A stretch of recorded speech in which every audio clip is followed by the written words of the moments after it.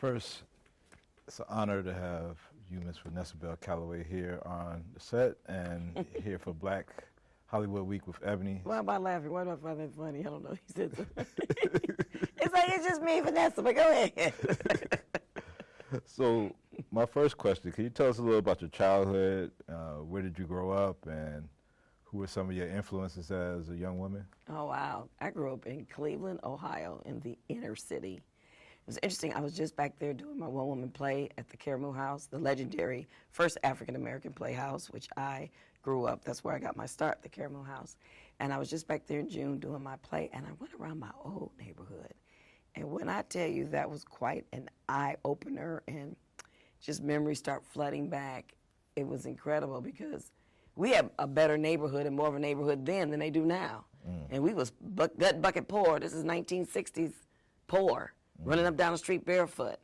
I mean, as soon as I think of that, I think of the Temptations and Aretha Franklin and Four Tops music, you know, dancing in the street. That's the music I grew up to, playing. I mean, literally barefoot, you know, making go-karts. Me and my brother used to sell rides. We made a swing in the backyard, and we would sell 3 cents for a short ride and a nickel for a long ride. So, yeah, I grew up in Cleveland, but it was just a different Cleveland than it is now, and it was a different kind of poor than it is now, you know. But, yeah, that's where I grew up. Who were some of your influences growing up?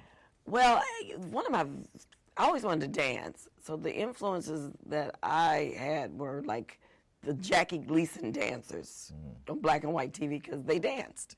And I didn't get a chance to see a lot of people dancing because by this time I hadn't gone to Calloway yet. I was just watching television, and they were a bunch of white girls dancing, but there was somebody dancing. And then I was introduced to Alvin Ailey. And my God, when I first saw Judith Jameson dance, it was over. That's what I wanted to do.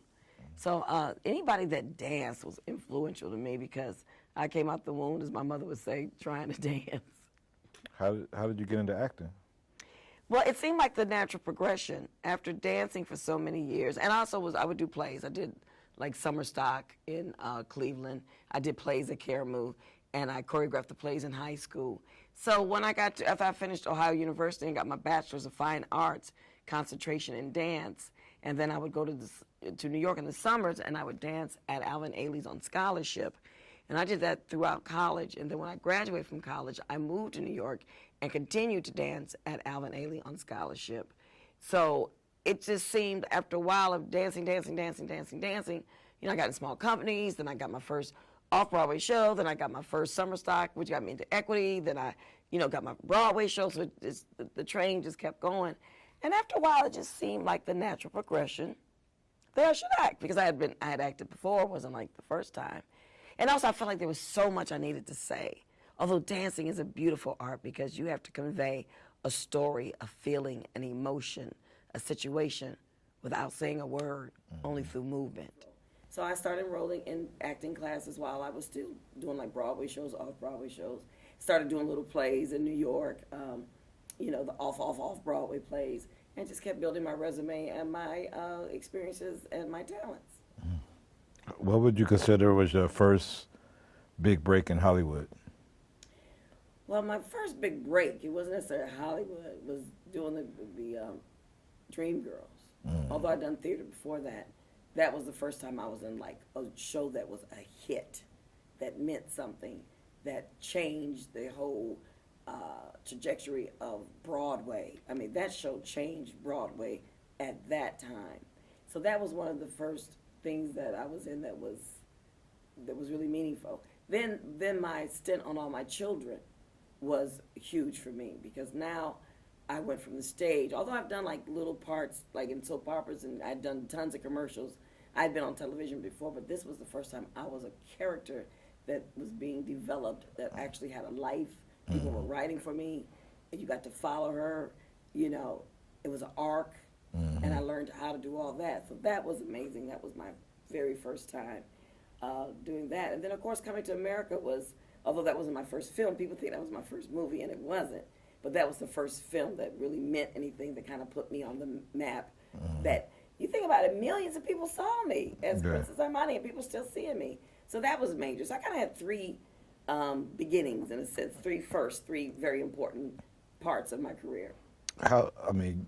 of course, yeah, Princess Emani is so iconic. I mean, I've seen it come up in costume parties and everything else. People always trying to emulate that role. How did you get that part in particular, and how was it working with Eddie on that film? You know, it's funny. Everybody always asks that question. It's like, I auditioned, and I auditioned 3 times. But there is a funny story about it, and I don't even know if Eddie's heard this or John Landis, because now with these interviews, they may have heard the story. Of course, at the time, they didn't know it. Hysterical story. So I get the script, and I remember sitting in my, I was engaged to be married, and I was living with my husband. We were living together. We were cohabitating, although we were engaged. But I remember sitting in the bedroom. He was at work, reading the script, laughing out loud, like, oh my God, this is hysterical. Especially with the part, as we now know, it was Eric LaSalle, but at the time it was just the Jerry Curl guy. When their family gets up and there's the Jerry Curl juice on the sofa. I mean, I remember vividly laughing out loud. So then I go, oh, okay, I got to figure this out. I actually read for the part of Lisa. I wanted that part. I didn't want Princess Emani. I wanted the starring role. Yeah. I mean, who wouldn't? Yeah. I mean, all the girls wanted that part. I said, I'm not going to get this part. And my hair was a little short. Shorter, not this short, but, you know, it was just black girl hair. Yeah. And I said, I'm not going to get this part. I don't have the right hair. Because now I'm feeding into the mind of white men in Hollywood. Yeah. And we know that they often can't, what you bring into the room, that's as far as they can see. Sometimes they don't have a vision. Sometimes they do. I didn't know these people. I didn't know what to expect.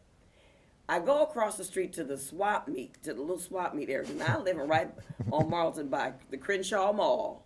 So now they've torn that down because they have Kaiser there. But I go across the street and there's a wig shop and he sells these Michael Weeks wigs.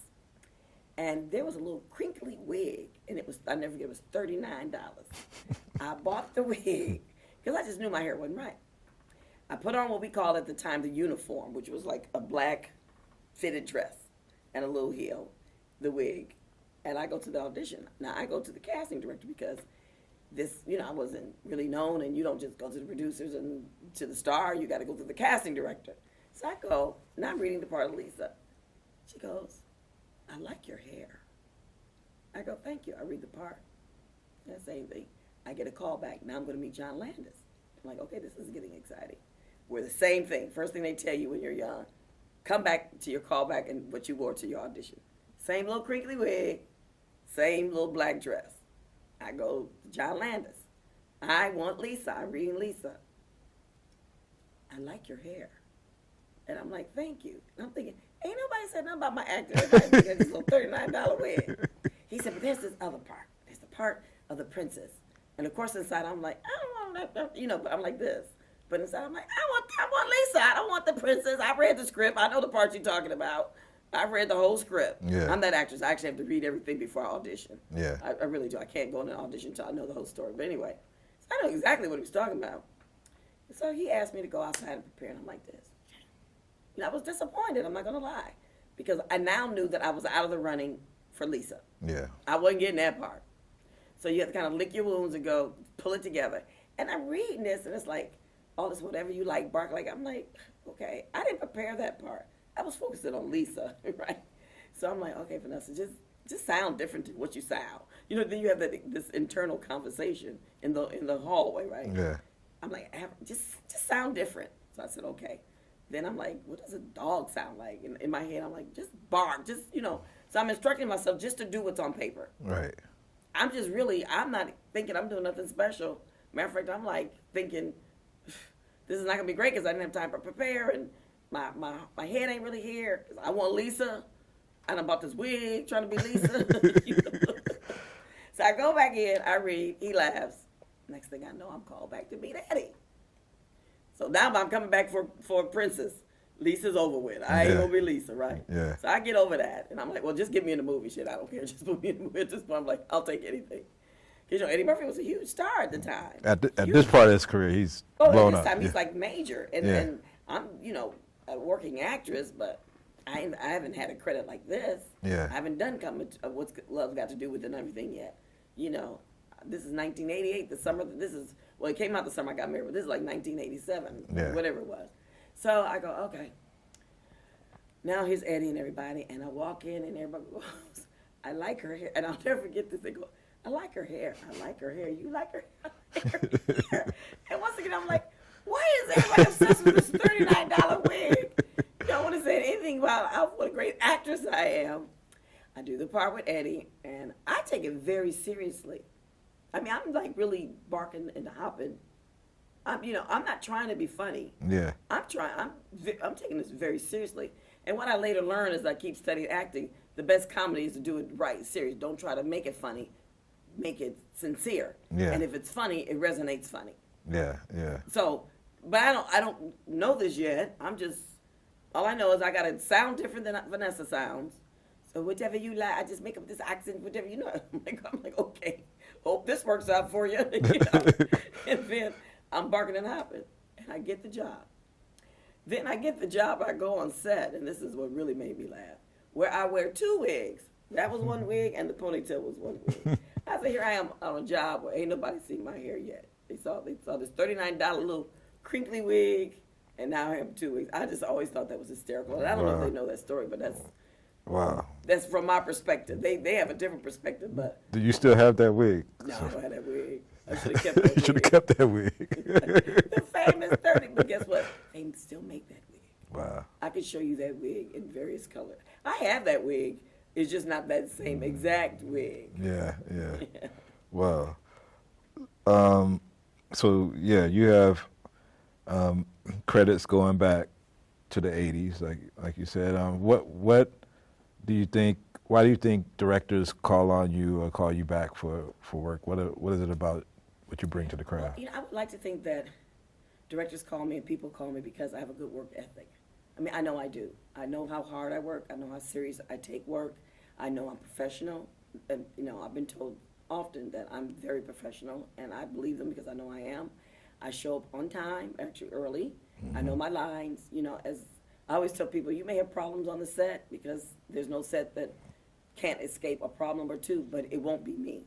Yeah. It won't be Vanessa Bell Calloway. Now, I don't know what other problems you're going to have. Because the one thing I learned early in my career is you accept a job because you want to be there. So no is a very powerful word. And if it doesn't work for you, then you should say no. But what you don't get to do is accept the job and then get mad when you get on set and then make everybody else miserable. Because you really shouldn't have taken the job because either you don't like the part, you want it to be Lisa and not Princess Emani. Even in that, I made Princess Emani the best Princess Emani I can make. And Sherry was lovely. We're still friends to this day. I didn't have the right to come there and be mad, because I could have said no, thank you. Yeah. So I learned that lesson very early. If you take a job, then be there because you want to, and it's often not about the money. Because if I only did a job for money, I would not have a resume. I would not have a resume. And so I like to think that people call me because they know I'm easy to work with. They know that I'm professional. They know that I'm gonna get the job done, and and I'm quick. I'm very quick. You can give me direction. I can take it quickly. I can learn lines fast. I'm a professional. I'm a pro. Yeah. So that's what I like to think. You star in Letters from Zora. What's the difference in performing a one-woman show versus working with a full cast? Well, I mean, I think the difference is obvious. Performing a one-woman show than working with a full cast. First of all, you have no one on stage with you. You're carrying it all by yourself. So, and the difference from a full cast, like in a movie or television show, is you can't go up, retake. Like right now, we could cut. You could edit it out. Yeah. I could walk over there and get a glass of water.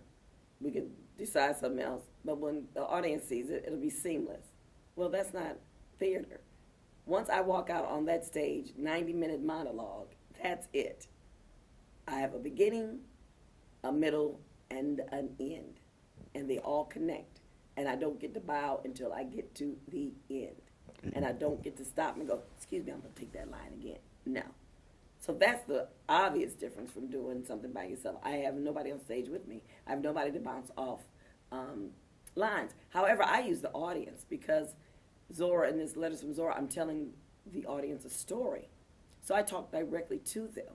Mm-hmm. It's like I don't pretend that they're not there. Like if you're doing a play and you're talking to your co-star and the audience is here, you don't turn and look at the audience and usually talk. You usually stay in the space of the home or the yard or wherever the scenes are taking place. Right. But for me, I get to break all the rules. I get to turn right to the audience and bring them into my world on stage, all the little different elements. And that's really fun because, you get to really see their expressions.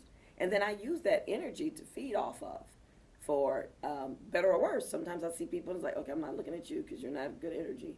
Oh, that lady right there. I'm going to use you a lot. So I pick the people in the audience that I'm going to talk to. Because this is 90 minutes. I got to talk to these people. Yeah. I got to have some good energy. And you have to have a good bladder because no bathroom breaks in the middle of this. Yeah. Well, you just try to empty it out the best you can. But your adrenaline takes over. Yeah. And anything that you think is going on, it's funny how your body shuts everything down until it's time to go. But, of course, I have a few little breaks before I get on stage. And you don't drink a whole lot of water. Because I drink water during the show. I have to put in water breaks. Yeah. But there's part of the wine glass or the teacup or the Coca-Cola bottle or whatever, Yeah, So I put in my water, my hydration stations. Yeah. But they're incorporated in the play. Zora Neale Hurston used her voice to speak on the black experience. In today's racial climate, how important is it for you to play this role? Playing Zora, has been so incredible in so many ways. It is just not only have I grown as an actress, because you can't help but grow when you got a one-woman show that you are doing by yourself, and I've been doing it for on and off for 6 years now. But also, it makes you very aware of the world, and it's so interesting.